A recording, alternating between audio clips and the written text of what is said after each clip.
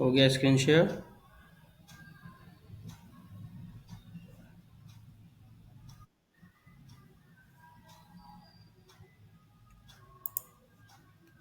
Okay. कल discussion का part ये था कि ग्लोबल और लोकल वेरिएबल में हम लोग डिफरेंस देख रहे थे। थोड़ा सा इस पे एक बार और मतलब ओवरव्यू ले लेते हैं। लोकल का मतलब हो गया कि विद इन द स्कोप अगर कोई वेरिएबल काम करता है, यानी कि एक फंक्शन के अंदर अगर हम कोई वेरिएबल डिसाइड करते हैं तो वो फंक्शन के अंदर का उस फंक्शन के लिए वो लोकल वेरिएबल होता है। लेकिन अगर फंक्शन के बाहर अगर हम किसी वेरिएबल को डिफाइन करते हैं, जैसे कि इस पिक्चर में देखा गया, पिक्चर में दिखाया गया कि int x is equal to 10, ये फंक्शन के बाहर वेरिएबल डिफाइंड है, इसलिए इसको हम लोग ग्लोबल वेरिएबल बोलेंगे। और ग्लोबल वेरिएबल का स्कोप और लाइफ टाइम ये होता है कि ये किसी भी फंक्शन में आसानी से कॉल होता है, किसी भी फंक्शन में वो वर्क करता है। तो ये कल का थोड़ा-सा ओवरव्यू मैंने दे दिया, ताकि आगे कुछ वेरिएबल्स के बारे में मैं बताऊँगा। आज टोटली वेरिएबल्स आज हमको फिनिश ही कर देना है। तो यहाँ पे भी पिक्चर में जैसे दिखाया जा रहा है कि इंट आपका, थोड़ा-सा और मैं ज़ूम कर देता हूँ, कि इंट आपका वैल्यू इज इक्वल टू 20 है। तो आप देख रहे हैं कि ये हमारे लिए क्या है भाई, तो ग्लोबल वेरिएबल है। और जब फंक्शन के with in the function defined है तो ये हमारे लिए लोकल वेरिएबल। ठीक है, तो अब इसमें तो कोई प्रॉब्लम नहीं होना चाहिए लोकल एंड ग्लोबल वेरिएबल में। और यहाँ जय श्री राम नाम से कोई आया है, ये जय श्री राम कौन है, थोड़ा सा बता दें।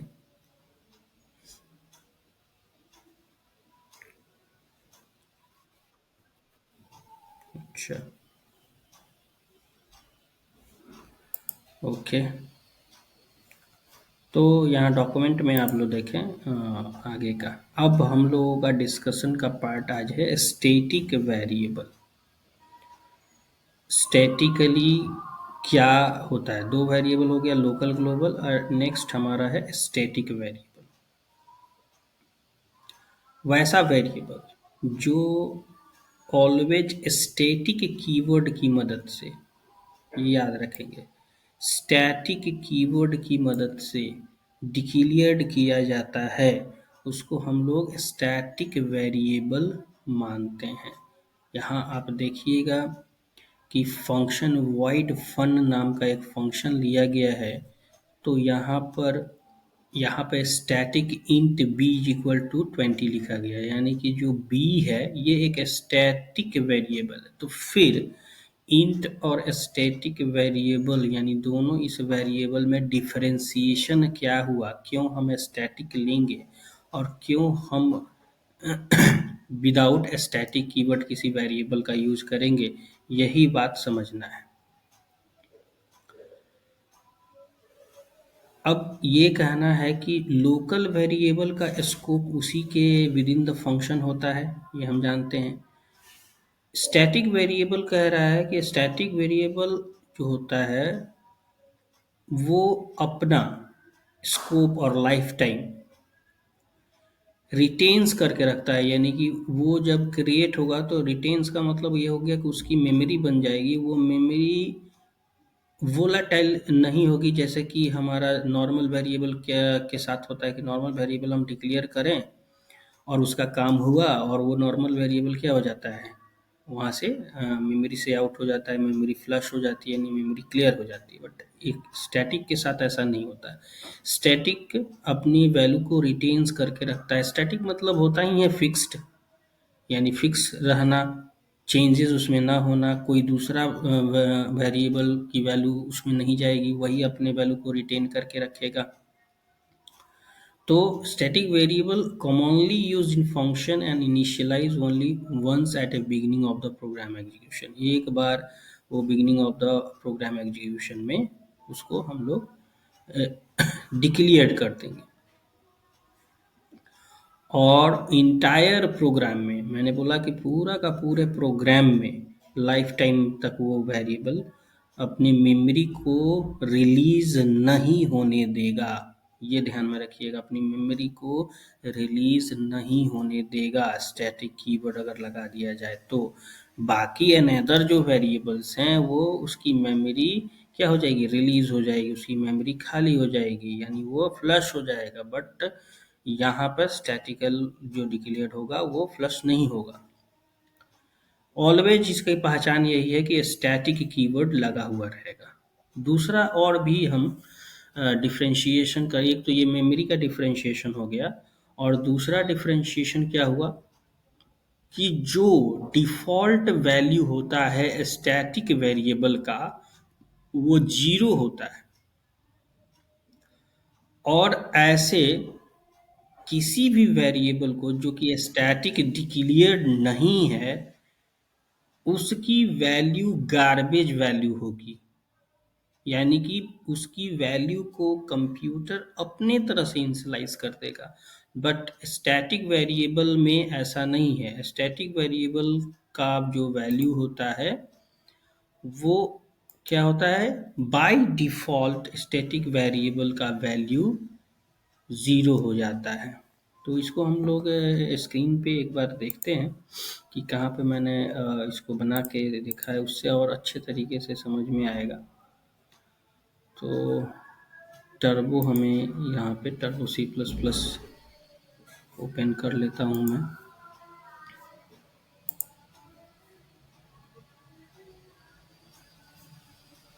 फाइल में ओपन कर लिया। एक तो था, शायद मैंने प्रोग्राम बना के रखा था, ये तो कल क्या था, जैसे लोकल और ग्लोबल की बात चल रही थी। और दूसरा एक प्रोग्राम बना के मैंने रखा है, वो यहाँ पर थोड़ा सा आप लोग समझेंगे इस बात को। देखिए, एक तो ये फंक्शन मेमोरी वाला हम प्रोग्राम मैं आप लोगों को दिखा रहा हूँ कि मेमोरी कैसे रिटेन्स करके रखता है। इसको ध्यान से समझिएगा कि स्टैटिक वेरिएबल अपने मेमोरी को कैसे रिटेन बनाए कैसे रखता है। ठीक है, इसको जानने के लिए सबसे पहले आप क्या करेंगे कि इसमें मैं कमेंट लगा देता हूँ ताकि ये एग्जीक्यूटेबल पार्ट में यूज़ ना हो। ये कमेंट लग गया। अब यहाँ पे देखिए कि ए में 10 है स्टोर ऑलरेडी, पहले से ए में 10 है। एक स्टैटिक वेरिएबल लिया गया बी जिसमें मैंने 20 डाल दिया, उसके वैल्यू को मैंने यहाँ प्रिंट करा दिया ए बी को, और फिर बोला कि ए में इंक्रीमेंट हो जाए, एक उसमें इंक्रीमेंट हो जाए, और फिर बोला कि बी में फिर इंक्रीमेंट हो जाए। ठीक है, दोनों वैल्यूज़ में मैंने इंक्रीमेंट करवाया।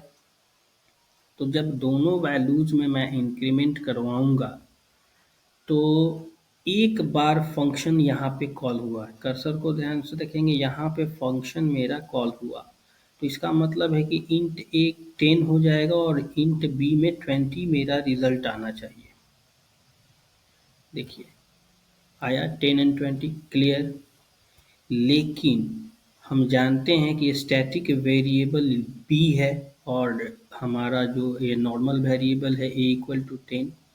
तो दूसरी बार जब मैं फंक्शन को कॉल करता हूँ उसी समय इसी बात में दूसरी बार जब मैं इसी फंक्शन को बुला लूँ तो देखिएगा कि जो नॉर्मल ए है, नॉर्मल ए वेरिएबल है, उसकी वैल्यू वही रह जाएगी, बट स्टैटिक अपने वैल्यू को रिटेन करेगा और उसकी वैल्यू चेंज हो जाएगी।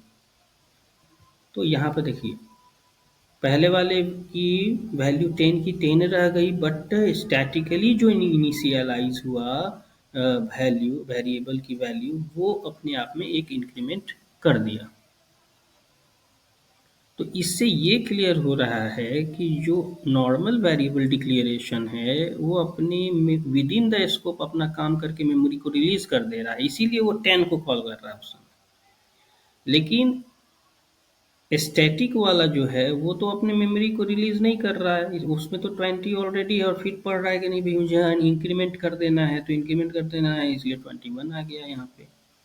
तो वो अपने लाइफ टाइम के बाद भी यानी अपने स्कोप के बाद भी वो अपनी मेमोरी के वैल्यू को रिटेन कर रहा है स्टैटिक वेरिएबल। ये पहला एग्जाम्पल हो गया।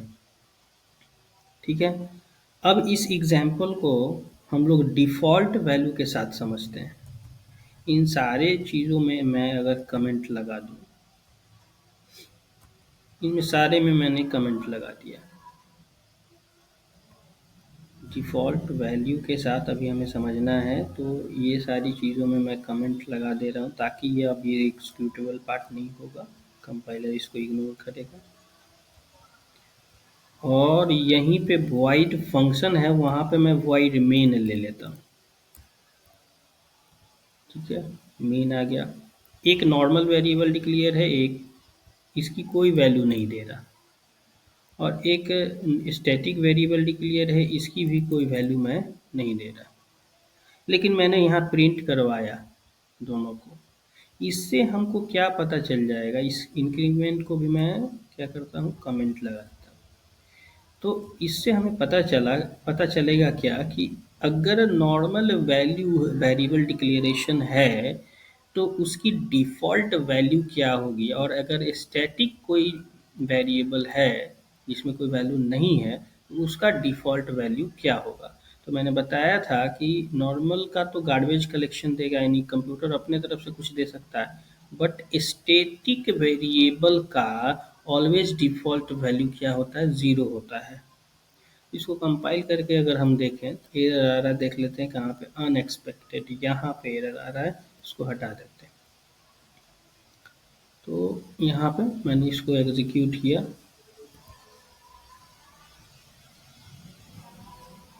होल्ड नहीं कर रहा है स्क्रीन को, चूँकि इसलिए होल्ड नहीं कर रहा है क्योंकि गेट सी एच यहाँ है ही नहीं। तो एक फंक्शन मैंने चला दिया गेट सी एच का, और एक स्क्रीन क्लियर का भी मैं लगा ही देता हूँ ताकि प्रॉब्लम ना आए। स्क्रीन क्लियर का लगा ही दिया। अब दोनों को मैं एग्जीक्यूट करता हूँ। देखिए, फर्स्ट वाला का नॉर्मल वेरिएबल का डिफ़ॉल्ट वैल्यू कुछ गार्बेज कलेक्शन आया, यानी कंप्यूटर अपने तरफ से दिया, बट स्टैटिक का डिफ़ॉल्ट वैल्यू क्या हो गया, ज़ीरो हो गया। तो ये भी डिफरेंशिएशन है, दोनों static initialization of the variable और normal initialization of the variable, इन दोनों में ये बेसिकली डिफरेंशिएशन है। तो समझ में आया आप लोगों को स्टैटिक और ये आपका जो नॉर्मल वैल्यू है, कैसे नॉर्मल वेरिएबल ट्रीट होता है प्रोग्राम में, और एक स्टैटिक वेरिएबल कैसे ट्रीट होता है। किसी को प्रॉब्लम है, जूही, राहुल?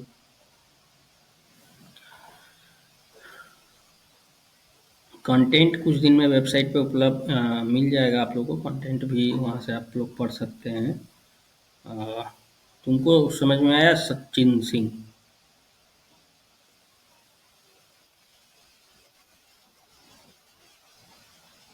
अच्छा, ठीक है। इसको जय श्री राम इनीस को आया कुछ? तुमको आया समझ में कि केवल ज्वाइन करके? अच्छा, चलो, मैसेज कर रहा है, ठीक है, ओके। चलो, फिर तो अच्छी बात है, समझ में सबको आ रहा है। एंड अब हम लोग नेक्स्ट डॉक्यूमेंटेशन देखते हैं आगे कि डिफ़ॉल्ट वेरिएबल स्टैटिक क्या होगा और लोकल वेरिएबल का। अब हम लोग और दो और टाइप्स होता है, एक ऑटो वेरिएबल होता है और एक एक्सटर्नल वेरिएबल होता है। ये भी बात समझ में आ जानी चाहिए। तो चार टाइप क्या क्या हुआ भाई? तो वेरिएबल का टाइप यहाँ देख लो, local variable, global variable, static variable, automatic variable, external variable. ये सारे टाइप्स हम लोग पढ़ रहे हैं। तो अभी तक स्टैटिक वेरिएबल तक हम लोग डिस्कस कर लिए हैं, अब ऑटोमेटिक वेरिएबल और एक्सटर्नल वेरिएबल डिस्कशन का पार्ट होगा। तो ऑटो वेरिएबल क्या होता है? ऑटो मतलब ऑटोमेटिक वेरिएबल यहाँ पे कहा जा रहा है। तो कोई भी वेरिएबल बाय डिफ़ॉल्ट ऑटो ही होता है, इतना समझ लें। कोई भी वेरिएबल अगर हम डिक्लेयर, जैसे इंट एक्स लिख दें हम, int x is equal to 10, तो बाय डिफ़ॉल्ट वो वेरिएबल क्या हो गया, ऑटोमेटिक वेरिएबल हो गया। आपको इनिशियलाइज बाय फोर्सली करने की ज़रूरत नहीं है, वो ऑटोमेटिकली इनिशियलाइज हो गया। यानी कि अगर हम लोग लोकल वेरिएबल लेते हैं कुछ भी बिना किसी कीवर्ड के, तो वो ऑटोमेटिकली क्या करता है, एलोकेट करता है और डी एलोकेट करता है, अपने मेमोरी को रिलीज करता है। यानी कि जब जरूरत होगा तो अपनी मेमोरी को बनाएगा, उसमें वैल्यू डालेगा, फिर जरूरत खत्म हो गई तो फिर अपनी मेमोरी को रिलीज कर देगा। इसमें नोट डाउन करने वाली बात है कि the auto keyword is optional, यानी एक ऑटो कीवर्ड लगाते हैं हम लोग जो कि एक ऑप्शनल है। When declaring A local variable, जब आप लोकल वेरिएबल को डिक्लेयर करते हैं तो ये ऑप्शनल है। बाय डिफॉल्ट तो सब ऑटो ही होता है, इसलिए इसको ज़्यादा बाई फोर्सली लगाने की ज़रूरत नहीं है। जैसे कोई भी लोकल वेरिएबल है, वो उस क्या कंसीडर्ड होता है, वो ऑटो ही कंसीडर्ड होता है। तो आप अगर यहाँ पर इस पिक्चर में देखें कि इंट ए लीड लिए ना, तो ये ऑटो वेरिएबल कहलाएगा, ऐसा कुछ नहीं है। और अगर आप बाई फोर्सली इसको auto int x is equal to 10 लिख दिए इस पिक्चर में, कि auto int x is equal to 10, तो ये तो हो ही गया, ये ऑटोमेटिक वेरिएबल है। क्योंकि इससे कोई फोर्स नहीं मिल जाता। ऑटो अगर हम लोग क्लियर कर देंगे तो कोई एक्स्ट्रा उसमें एनर्जी मिल जाएगी प्रोग्राम में, ऐसा कुछ नहीं होता है। जो बाय डिफ़ॉल्ट भी ऑटो रहता है, और हम चाहें तो बाय फोर्सली उसको ऑटो लिख सकते हैं कि ये ऑटो वेरिएबल है। तो ऊपर के एग्जांपल में आप देख रहे हैं कि एक्स एक लोकल वेरिएबल है जिसका टाइप इंट है, और that is automatically allocate storage, मतलब अपने आप स्टोरेज को एलोकेट करेगा।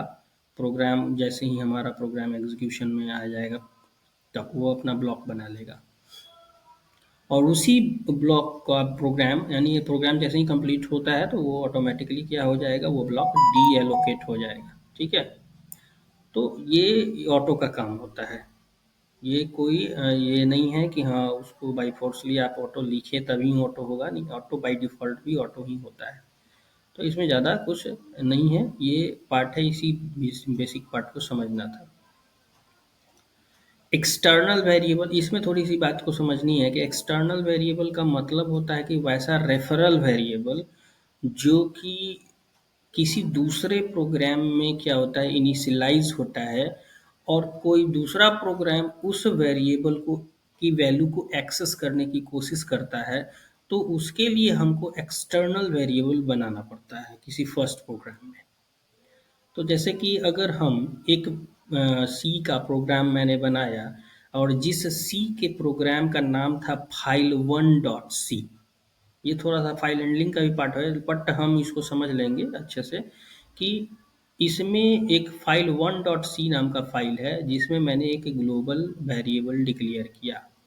तो ये तो देख रहे हैं कि ये जो ग्लोबल वेरिएबल मैंने डिक्लेयर किया, ये क्या है, एक तरह का एक्सटर्नल वेरिएबल है डिक्लेरेशन, क्योंकि ग्लोबली डिक्लेयर होगा तो एक्सटर्नल वेरिएबल डिक्लेरेशन हो जाएगा। ये एक एक फाइल में है, फाइल वन डॉट सी में है। ठीक है, दूसरा आप फाइल बनाए जिसका नाम था फाइल टू डॉट सी, जिसका नाम था फाइल टू डॉट सी।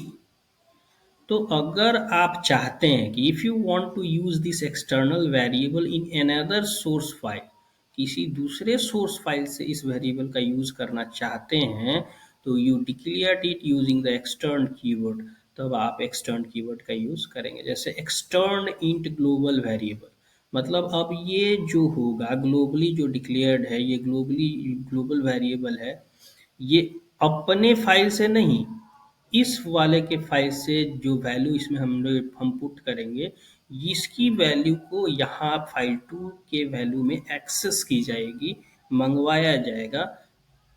तब कब आ सकता है ये, कंपाइलर को कब ये समझ में आएगा, जब आप उसके साथ कौन सा कीवर्ड यूज़ करेंगे, एक्सटर्न कीवर्ड का यूज़ करेंगे तब। तो क्लियर हो गया कि एक्सटर्न ग्लोबल वेरिएबल यानी कि फाइल वन डॉट सी नाम से एक्सटर्न पहले वेरिएबल है, और उसी वेरिएबल की वैल्यू को हम फाइल टू डॉट सी नाम के variable file two dot c में उसको एक्सेस करना चाह रहे हैं। तो इस वजह से यहाँ पे एक्सटर्न कीवर्ड हम लगा देंगे, जिससे कंपाइलर को ये बात पता चल जाएगी। तो ये 5 तरह का अलग-अलग आपका क्या था, वेरिएबल लोकल था, ग्लोबल था, स्टैटिक था, ऑटो था, एक्सटर्न था। ये अलग-अलग टाइप्स ऑफ वेरिएबल थे। अब आज का लास्ट टॉपिक क्या है, तो आज मैं बता दे रहा हूँ कि ये सारे वेरिएबल्स का यूज़ तो तभी आप कर पाएंगे अच्छे से, जब आप डेटा टाइप्स के विषय में जानेंगे, यानी डेटा टाइप्स इन सी क्या रेफर करता है। ठीक है। इसके विषय में अगर आप जानेंगे तो आप बढ़िया से मतलब इन वेरिएबल्स का यूज़ कर पाएंगे अपने प्रोग्राम में। तो डेटा टाइप मतलब टाइप ऑफ डेटा का मतलब किस तरह का डेटा आप अपने प्रोग्राम में यूज़ कर रहे हैं। और प्रोग्राम में हम बहुत तरीके के डेटा को यूज़ करते हैं, जैसे कि कहीं करेक्टर यूज़ कर लिए, कहीं स्ट्रिंग यूज़ कर लिए, कहीं प्लॉट यूज़ कर लिए, कहीं लॉन्ग यूज़ कर लिए, है ना। तो उसको डिटरमाइन करने के लिए अपने प्रोग्राम में उसको डिटरमाइन करने के लिए हमारे पास क्या होता है, डेटा टाइप का एक पार्ट्स बना हुआ रहता है अलग अलग, यहाँ कि किस डेटा टाइप को किसके अंदर रखा जाएगा। तो कुछ टाइप्स यहाँ पे दे दिया है मैंने, यही बेसिक टाइप्स हैं और इसके अंदर अलग अलग तरह के डेटा टाइप डिक्लेरेशन होता है। तो जैसे बेसिक टाइप होता है, बेसिक टाइप का मतलब होता है कि ये फर्दर आगे क्लासिफाइड होता है इंटीजर में, फ्लोटिंग पॉइंट में। बेसिक टाइप में दो आते हैं, इंटीजर, फ्लॉट। इंटीजर का मतलब क्या होता है, ऐसी वैल्यू जो नेगेटिव और पॉजिटिव हो सकती हैं बट उसमें डेसिमल पॉइंट नहीं होगा। फ्लॉटिंग के पॉइंट का मतलब होता है कि जिसमें must be included decimal point, जैसे 4.5, 6.5, 2.05, ये फ्लॉटिंग पॉइंट वैल्यू होगा। इस पे हम लोग आगे भी डिस्कस करेंगे। दूसरा जो टाइप होता है इनूमरेटेड डेट टाइप्स होता है। इनूमरेशन का मतलब क्या हुआ, नंबरिंग खुद ब खुद उसमें डिफाइंड हो जाना या एक नंबर्ड वेरिएबल होना। जैसे इसको समझ सकते हैं ना कि जनवरी फर्स्ट हमारा लिखा सकता है, तो फरवरी सेकेंड, तो मार्च, तो ये इनूमरेशन में आ जाएगा। चाहे वीक ऑफ द डे आपका एक इनूमरेशन में आ जाएगा। यानी कि they are used to define variable that can only assign certain discrete integer value throughout the program. यानी कि हम कुछ भी ऐसा नहीं है कि हाँ आप अगर डिफ़ॉल्ट कह रहे हैं कि नहीं भाई जनवरी 5 है तो वो नहीं मानेगा। नहीं, अगर हम जनवरी 5 लिख दें तो फरवरी को 6 ऑटोमेटिक नहीं मान लेगा, मार्च को वो 7 मान लेगा। इसलिए ये हमारे ऊपर डिपेंड कर रहा है कि हम उसको इनूमरेट कैसे कर रहे हैं। तो वो खुद ब खुद नहीं करेगा। तो ये इनूमरेशन टाइप हो गया, enumerated data type. Next data type है वॉइड। वॉइड वैसा डेटा टाइप है जिसमें नथिंग, कोई वैल्यू नहीं होता है। ये इंडिकेट करता है कि भाई कोई वैल्यू अवेलेबल नहीं है। इसको हम लोग वॉइड टाइप बोलते हैं। जैसे वॉइड मेन लिखेंगे तो हम लोग इसका साफ क्लियरली मतलब ये होता है कि वॉइड मेन का मतलब फंक्शन जो होगा मेन, वो किसी भी वैल्यू को रिटर्न नहीं कर रहा है, वो एक वॉइड टाइप का है। तो ये एक डेटा टाइप हो गया। उसके बाद कुछ डेराइव डेटा टाइप्स का भी हम लोग यूज़ करते हैं अपने प्रोग्राम में, जैसे कि पॉइंटर। पॉइंटर अगर हम लोग पढ़ेंगे आगे तो पॉइंटर में एक डेराइव डेटा टाइप के अंदर ही रख देंगे। ये नहीं कि ये कोई चैप्टर है, नहीं, ये भी एक डेटा टाइप ही है जिसको हमको चैप्टर वाइज पढ़ना है। तो दे इंक्लूड्स पॉइंटर, एरेज हो गया, स्ट्रक्चर हो गया, यूनियन हो गया, फंक्शंस हो गया। तो अगर ये पूछा जाए एग्जामिनेशन में कि पॉइंटर, एरे, स्ट्रक्चर और यूनियन फंक्शन किस तरह का डेटा टाइप है, तो आप लोग सीधे क्लियर करेंगे कि वो डेराइव डेटा टाइप है। अब वॉइड तो याद हो जाना चाहिए, क्योंकि वॉइड मतलब एक ऐसा डेटा टाइप जो कि खाली है, नथिंग, कोई वैल्यू नहीं है, तो वो वॉइड होगा। वॉइड का मतलब भी होता है एम्प्टी डेटा टाइप। तो ये जो पार्ट है बहुत ही इम्पोर्टेंट पार्ट है डेटा टाइप का। ये सर्टेन किस्में डिवाइडेशन में बहुत प्रॉब्लम होता है स्टूडेंट्स के। बेसिक टाइप क्या है, इनोमरेशन टाइप क्या है, वॉइड टाइप क्या है, डराइव टाइप क्या है। तो ये आप लोग स्क्रीनशॉट भी ले लेंगे और इसको अच्छे से समझेंगे। अब इसमें किसी को प्रॉब्लम हो इस डेटा टाइप को समझने में तो वो हमको बता सकता है अभी।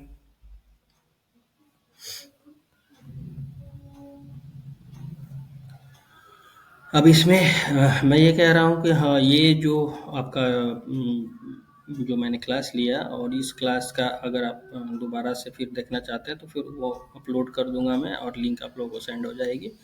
और उससे आप लोग दोबारा देख करके फिर दोबारा से उस चीज़ को समझ सकते हैं। ठीक है। तो आज ये हमारा लास्ट टॉपिक था, थोड़ा लेट भी हो गया, बट कल ऑन टाइम आप लोगों को लिंक जाएगा। ठीक है, फिर कल मिलते हैं। Thank you.